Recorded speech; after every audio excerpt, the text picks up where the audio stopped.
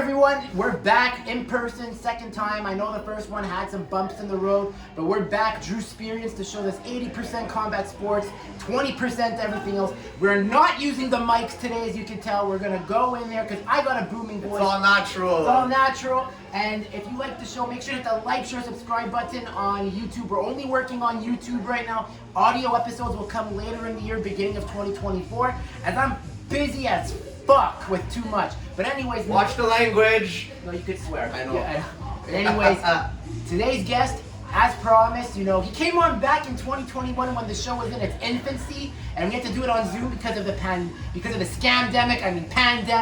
But he's back in person, my good friend, former teammate, and the reason why I know Mohammed Chick, Matt Normandin. Welcome to the show, man. What's up, brother? The handshake heard around the world. Matsthetics. What's up, buddy? It's been a while. Yeah, of course, man. Long time no see. I know.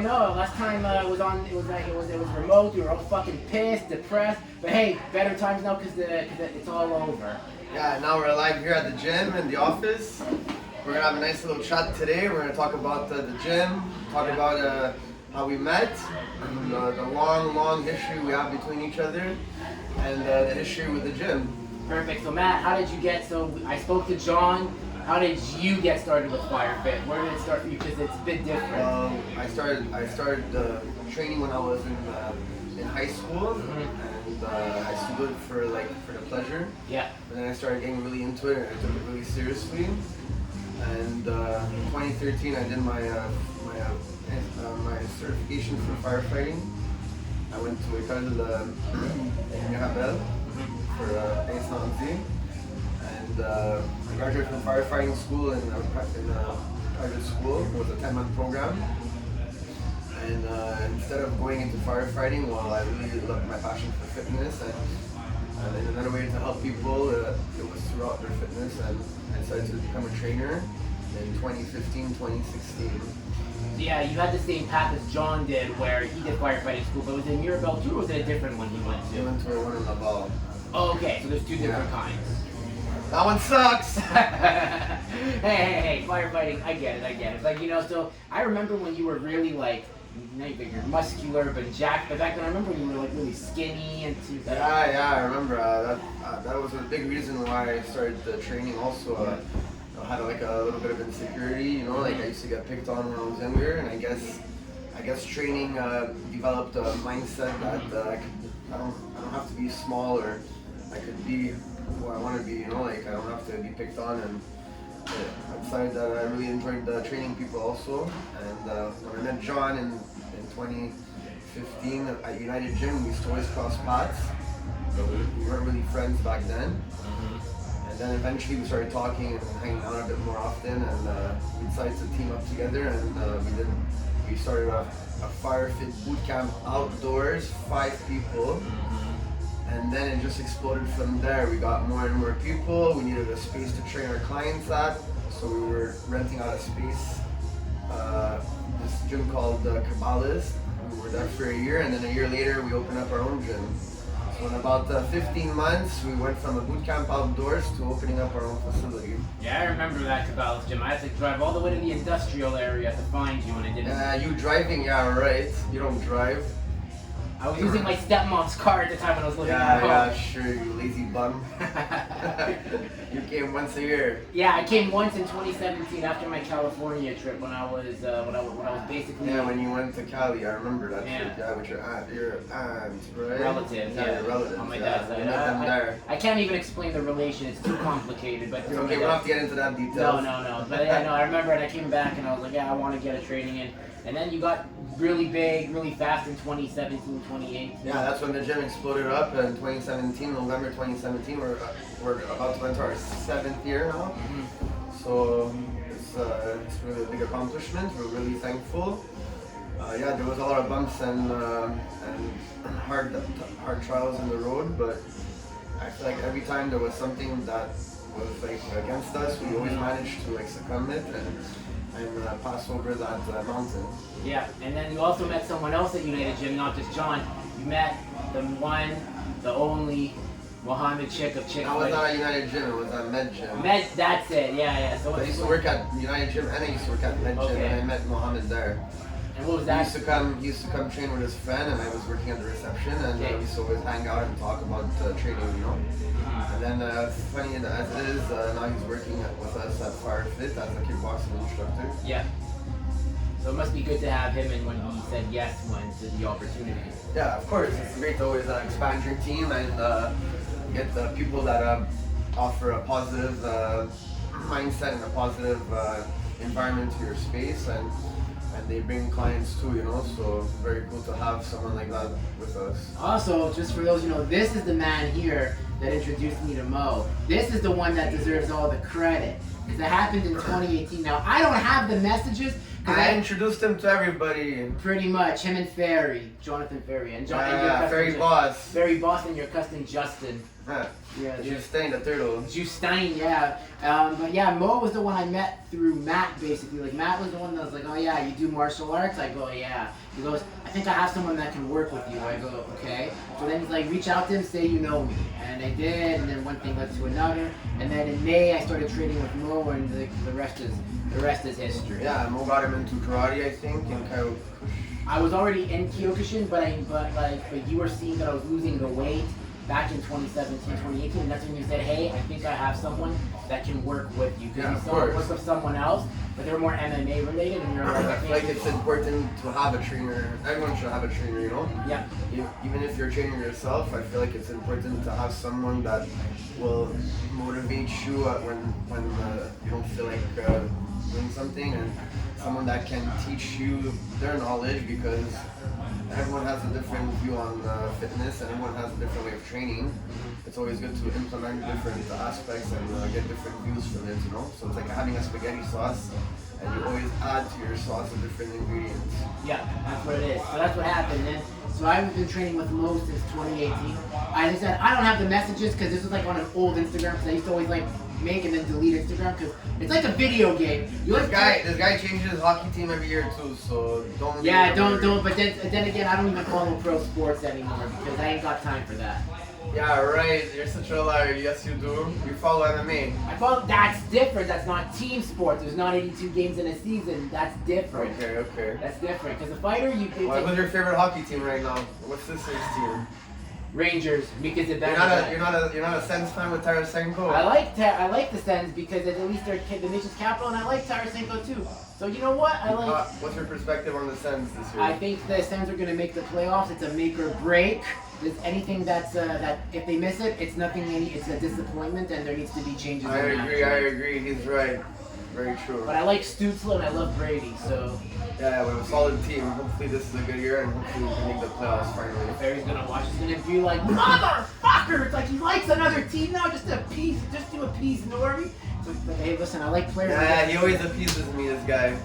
And I got Mo and John, so I get to see. Look, hey, they support the show. Like I got subscribers because of him and John last time. So, anyways, I gotta also ask you. So you opened up the gym in 2017, 18 on it was on Bellangea. Yeah. It was like in a little studio. It was the same size as this place, but different layout. And it was harder to find parking. Yeah, the parking sucked. I can just imagine now how much worse it is. Yeah, and so basically it starts there, and then where do you feel 2018, 2019, it's growing steadily. Do you feel if COVID had not happened, would it have grown to the level that you and John were expecting it to grow at? I think we would have probably had retained a bit more clients, because I feel like after COVID, some clients, we lost them, they never decided to train again, or they didn't come back, so I feel like probably the thing that we lost the most were a few clients. Yeah. But we gained a better spot in this location. And then the ones that couldn't come back, you gained the quality ones that are staying. Exactly. I feel like right now I have a stable schedule, Yeah. and I'm super busy. I'm super thankful. And tomorrow I have an interview actually with Spartan Hockey Laval. Okay. So I might get a contract with the high school in Laval and train them at the Place Belle. Okay. So hopefully, fingers crossed, I can get that contract. Tomorrow's the interview in the morning. Right now I'm presently training figure skaters twice a week also. I go to the arena.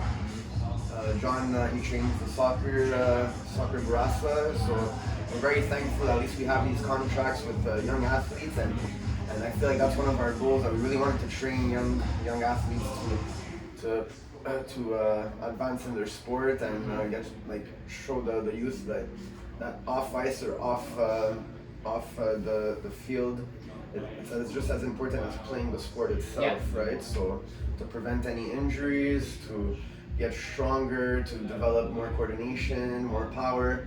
I feel like every young athlete should be training in a gym. Even if they're about 10 years old, it doesn't matter. There's always a way to train a young athlete, no matter what you're doing, right? So that makes sense. So obviously you have a lot of clients. Obviously you have like the ones that are your regulars. Same with John. Same with Mo. And I want to ask, I know obviously some you want clients like their privacy, but if there's been some that you've seen the biggest transformations from, who would you say has been the most insane improvement since? I feel like all my clients have improved some way or the other, whether it's physically, maybe mentally. Sometimes someone's not only training for their physical appearance, they're training more for their mental aspect, because they struggle with insecurity, they struggle with loving themselves. So I feel like every client changed in their own way for the better, What do you feel makes you a successful trainer? Because we see a lot of trainers that are highlighting their clients. We see some that are on their phones. They give the client to do stuff, and then they're there, and the client is figure it out yourself. And what do you feel makes a successful trainer compared to the two examples I just gave you?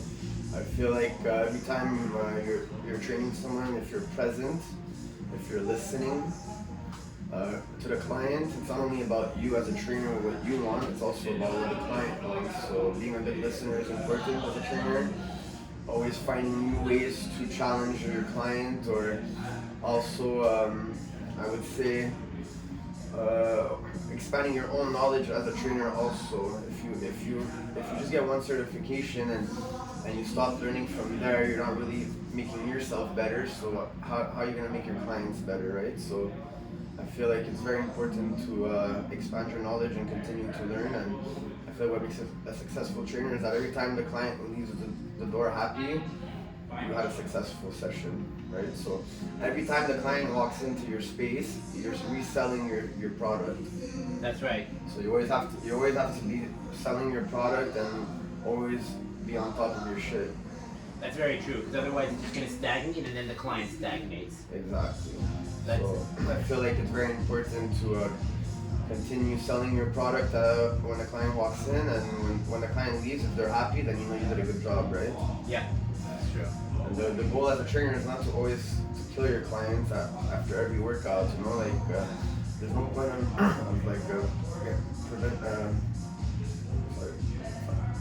Okay, I'll come to you. It happens. Sometimes I struggle with it too, even with my questions. Even though I write it down on a cue card, it's like. Do you erase this part, or you can't erase that part? This part. Oh, I can edit it, but it's okay. Okay, No, I think I can edit it, but you know what? Keep it in there because it shows we're not. It shows it's genuine. That's what I think. Okay. So, but I know what you mean. As you said, it's not to hurt them. It's not to burn them out to the point where they don't want to come back. Yeah. It's to kind of leave that hunger to come back. You always have to keep some juice in the tank, okay? Yeah. And I feel like that's super important towards the client, because it shows that you really care about them, and you just don't just throw them into the Amazon and you just want to hurt them, it's super important to show them the real way of training. You don't have to be sore every day.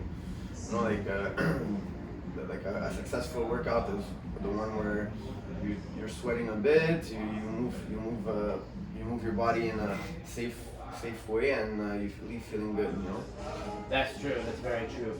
And how big are you on recovery in terms of stretching and? Honestly, I don't really stretch that much, but I am big on treatments. Mm-hmm. So I will go to the osteo every 2 weeks. Okay.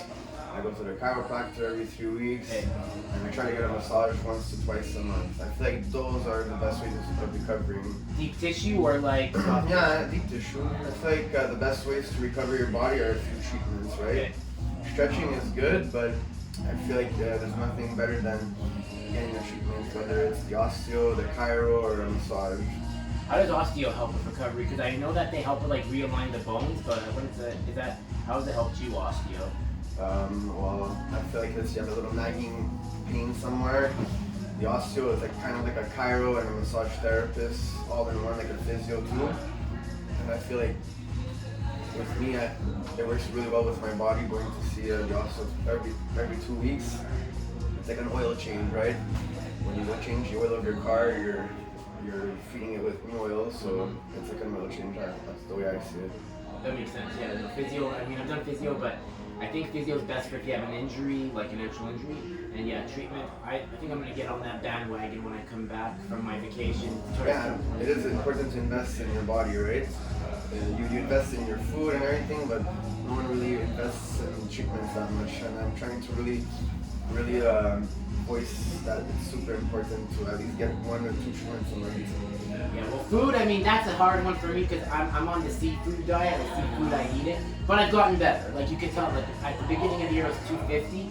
And then I was like, I started getting serious after. Went through a lot, you know, my mom passing away, other life stuff that happened. So, like, that's what happens. But now I'm getting back on track. I see your progress, and I'm proud of the way you stood on your 2 feet. And yeah, for sure, you probably had some hard times, but the person you are today, it wouldn't have happened without those hard times. Yeah, know? exactly. It's very true. Like, I mean, I came in August. So Came in August for that one training, and I was like dead after. I had to rush to Otaku-thon. I had a 10, by the way, just for the record, I had a 10-shot coffee when I came to Firefit. I needed that energy. I need to be amped. Look, I don't know what the hell's wrong with this guy, but he definitely ate his cereal this morning. That's for sure. Yeah, I knew I was interviewing you. That's why. You know, like he was ready. I came ready like I was goddamn Conor McGregor. Yeah, you walked in like you were Conor McGregor. I walked here. When you are good at what you do, you gotta show others you love what you do because it's all about passion. Of course, I feel like every time a client walks in here, it has to be like an experience. Yeah. It's like going to watch a movie. It's like going to a restaurant. I feel like it's like going to an amusement park. You have to have an experience when you come here. Yeah, you have to feel like you're walking into something like, wow, this is so amazing from the minute you walked in to the minute you left. That's true. That is very true. So that's, I think if you see a lot of other gyms, like, not all of it, but some, you know, maybe the client feels shy, maybe they feel a bit insecure because they see other people. So it's really about how they experience the environment. Of course, 100%. And if a client is happy, they're going to tell 5 clients, right? So they're going to be the ones bringing the other clients. It's more of word of mouth. Yeah, social media is important for promoting your business, but I feel the thing that retains the clients the most is word of mouth. Yeah, that's very true. You'll never get a better promotion than someone going to a coffee shop or a grocery store and seeing 4 people and saying, oh, I just left this gym, Firefit, it's amazing. By you telling all those 4 people, you might get 3 people that are going to come sign up at the gym. That's very true. That is very true. On social media, sometimes you're posting, people are not even looking at your post, they're just scrolling. They're just scrolling, or they just like try to get to the like straight. Yeah. All right, okay. So I feel like the best way to get clients is through the word of mouth. Yeah, I mean, I know you have to be on social media, but like, have there been times where you just want to like take a break? You just like have to schedule your posts, and then you're like, okay, like that's it for today. Because I know you have to be on it, but honestly, I'm better with it. I used to be always on it. yeah. Now, during the day, I do post my stories for my clients, but I don't really scroll that much as I used to. Like sometimes I'll go like almost a full day of work without scrolling on my Instagram.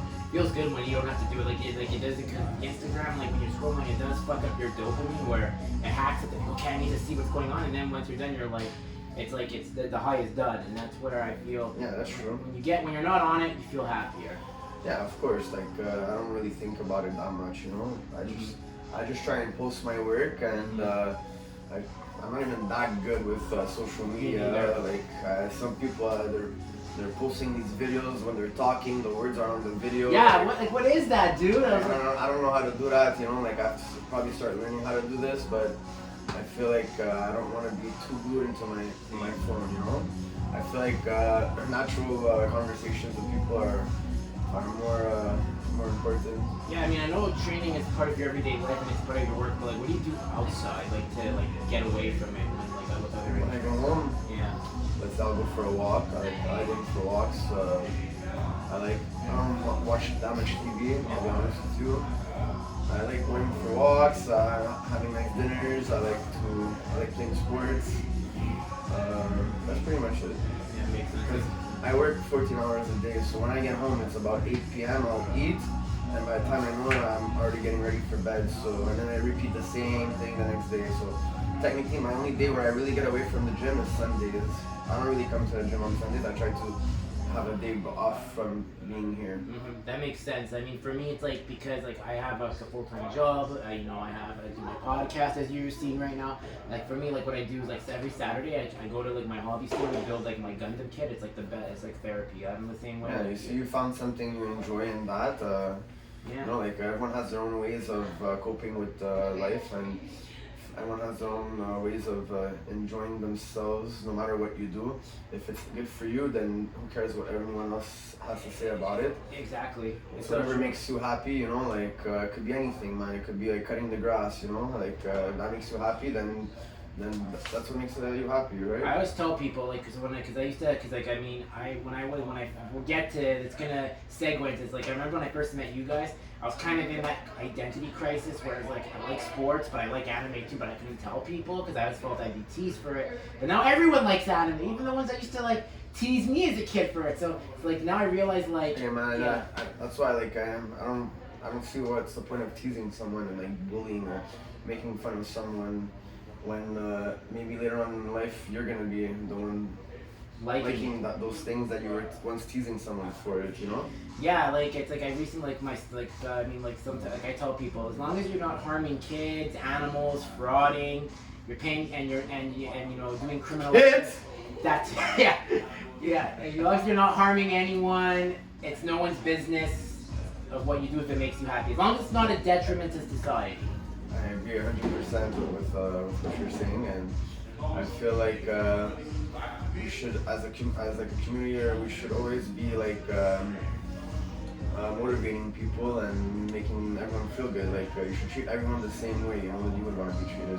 Very true. So I feel like we lack a lot of that in our society because of social media and people trying to be something that they're not, you know? Very true. And that's going to segue into this. So people want to know, how did I meet Matt Normandin? How did he meet me? How did Andrew, aka Drew, meet Matsthetics? Okay, so Andrew Michaels. yeah, well, there's no S at the end, but I'm thinking of legally adding it. Andrew Michaels. There we go. See, he's learning. It's what is it? How did you meet me? How did I meet? So here's the story. I'm gonna skip my version, and then you. Virgin. I'll give my version, and then you give your version. So I met him in 2009 on the steps at Dawson, and it was thanks to Jonathan Ferry Baus, who I'm still very close with to today, and his cousin Justin. So Matt was like introduced himself to me, and then I remember that we had another friend back in the day that used to play hockey with Matt, and that friend used to be like, Matt was known kind of as, you know, the emo kid. So, because like, we all had a phase, okay? We all had our phases, okay? So it's not to judge, don't worry. We all had our phases. Anyways, so Matt met me, I met him, and then he was a Sens fan. I was at the still a Sens fan. I like this guy. You changed teams 5 times already. What can I say? I like different players of how they play. But anyways, I met him. He was a Sens fan at the time. I was a Habs fan. And then what happened was we used to always argue, and it would be like first it ended up playfully, then it get more aggressive. Then I would say something really mean, be like, yeah, well, I'd be like, at least I'm not known as the emo kid. Then Matt would say something really harsh to me. So it's kind of like cats and dogs. And Ferry was like, you guys gotta find a way to get along. Like he's like, I'm not gonna be here. I don't remember this at all. You guys remember it, but I do. But it was all fun and games. Then one day I saw Matt for his 18th birthday at the Tiesto concert with Ferry, and he's like, yeah. You like Tiesto? I'm like, yeah. He goes, I like Tiesto. I go, oh, cool. And then we just became friends there. Although, I gotta be honest though, he upped me on that night. He had the last laugh because he was on the floor while I had to stay in the seats. So at the end of the day, that's karma for you, basically. And then, yeah. It was a great night. That was my 18th birthday. I remember 2009. That was a good year. It was a great year, actually. Finished high school. Sorry, CJEP. Although I gotta admit, CJEP was more. I didn't care about school at CJEP. I was there for the. I didn't like CJEP at all. I think it's not for me. It's a waste of time. I'd be honest. I don't say it's a waste of time. Nothing is a waste of time if something good comes out of it. Yeah. But I feel it was not for me. That's true. It's very subjective. It didn't work for him, and look how he succeeded. But it worked for me. So, but I liked it because I met him and all the other people. That's what I was doing. Yeah, exactly. If it wasn't for CJEP, maybe we wouldn't be in this podcast right now. Very true. And then Matt came to my 18th birthday at Hot and Spicy on DeCarry. Yeah, that's true. And then we kind of shot. And then someone brought a BB gun. I don't remember who. And we shot. We shot up the whole neighborhood. Yeah, we didn't shoot up the neighborhood, but like someone's car window got like a BB through it. Mother! Stepmoms. Sorry, Diane. I'm sorry, but hey, but it's okay. You gonna watch this? I don't think so. Okay, She's like my stepmom is like super busy. She's a grandmother now. You know, I'm a step uncle to 5 like 3 nieces and 2 nephews. So. Wow, are you getting uncool or? I love them all in my own way, but I gotta be honest. I love my nephews the most because it's like, you know, you relate to the boys, you know, like, and it's fun. But they're all lovely kids, but they made me a better man. They taught me patience, even though half the time I want to like lose my mind. But that's kids for you. That's like the kids are like our litmus test for patience. Okay, cool, nice. Yeah. I think I have 2 nephews. What's that? They live in Nova Scotia, so I don't really see them. But yeah, they're about like 12, 13 years old. Okay, not bad. Yeah, 2 boys. Yeah, in Nova Scotia, Halifax. That's crazy. But yeah, that was a crazy time. And then took you to a few hockey games after that. Yeah, I went to watch the Habs versus the Pens. I remember that. That was in February 2010. I remember that. Yeah. It's funny, you and your cousin are the only 2 I took to the 2 Pens games that came to Montreal that year. And we played hockey together also. That too. We started playing hockey for the Matsthetics. Undefeated. Yeah, what a season, fuck. Well, you weren't on the undefeated team. You came as like a coach and a sub. We still won the championship. Yeah, you won the second cup when you brought your goalie, what's his name? The other one. Vincent Gilbert. Yeah, and then but the Marino team was amazing because we were really not supposed to make the playoffs, and then we just had that was like the best team. That was like you and Ferry, Frankie and Gallo. The defense was me and Nicky. Frankie Frenna. Yeah, he was on the team. He was the second forward, and then there was on defense it was Nicky and me and Montana. I'm starting to train him tomorrow, Frankie. Oh, nice, man. He's coming, yeah. That's awesome. He's a good bar. He's apparently he's a killer. He's a bar, yeah. I saw it. Like, yo, his skin fade game is fucking good. Yeah, he's really good. I'm starting to train him tomorrow night, so that's gonna be interesting. Awesome, but yeah, those ball hockey teams, man, those were the days, man. What was your favorite team that you played on? Not just ours, but like other teams, like which other teams? Which other team that I liked was maybe before UBHL. I used to play in this league called the GHL. Mm-hmm. It was fun playing like Montana and those guys. We had good teams too. Bro, David PT, shout out to David. PT made some very solid teams. Those Raiders teams that you the Raiders. I remember that brawl though. I'll never forget that brawl. We had some good times with those teams. It was fun. Good times playing with the wiffle ball too. I think the wiffle ball is very good for development because it teaches you how to use your vision, and it's also very good for your hand coordination. Yeah, but it's not good for shooting. No, it's terrible for shooting, but I'll never forget. It was like UBHL on Wednesday nights and then GHL on Thursday nights. We had like a little farm system going between the Matsthetics and the Raiders. That was fun. I remember those days. When nothing really mattered. When you're young. It was you would play 2 games a night and you would wake up the next day feeling normal. Now you wake up, you're all destroyed. Yeah, you made a comeback and now you're playing on another team. I think it's we're playing the Montreal Wolfpacks. That's it, yeah, the Wolfpack. Your jerseys are insane. So. Yeah, we're making new ones too. Oh.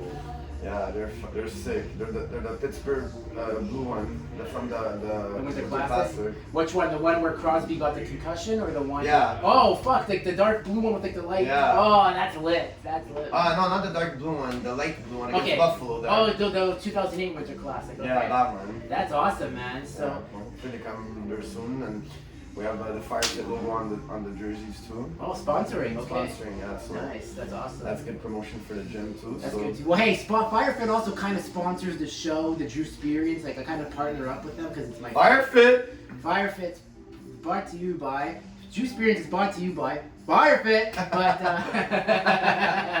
yeah, no, but obviously, so what's the plan for the rest of 2023 and then hopefully 2024? Well, we just hired 2 trainers that are starting today actually. They're here right now, currently training with John. That was one of our goals, was to replace Henry that left in January. And we finally got two new girls to start with us. My goal is to build them and form a great team here, and like better than what we still have with Henry.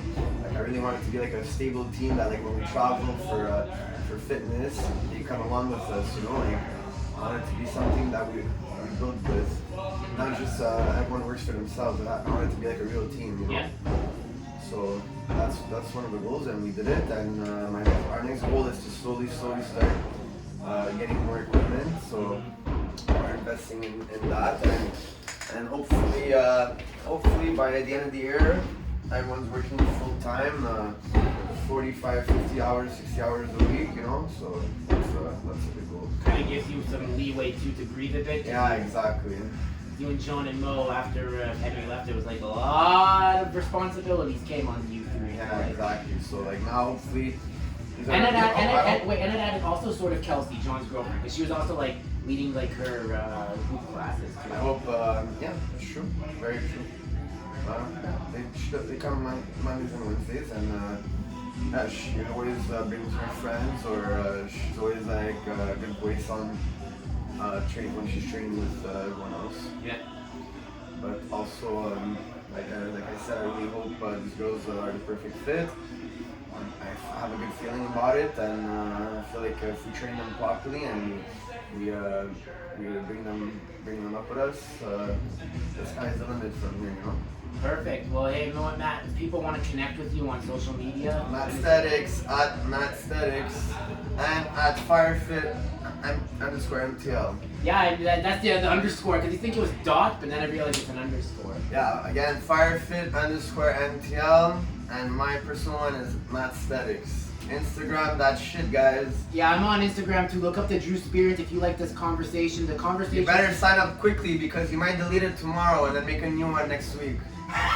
Shut the fuck up. Just had to. No, don't. That was like no. Give me a little bicep flex, Andrew. What? Flex your biceps. I don't have biceps. Come on, Andrew. Show me the biceps. Right, let's see go. what you've done. Okay. Let's go. So make sure to hit the like, share, subscribe button to the Drewsperience. Follow Matt. Follow Firefit. Follow Train with John and the Trainer. Firefit. Let's go. It's on all platforms. There he is. One of the things. So guys, make sure to hit the like, share, subscribe. Matt. Thank you, brother. For coming on, and this conversation will be up.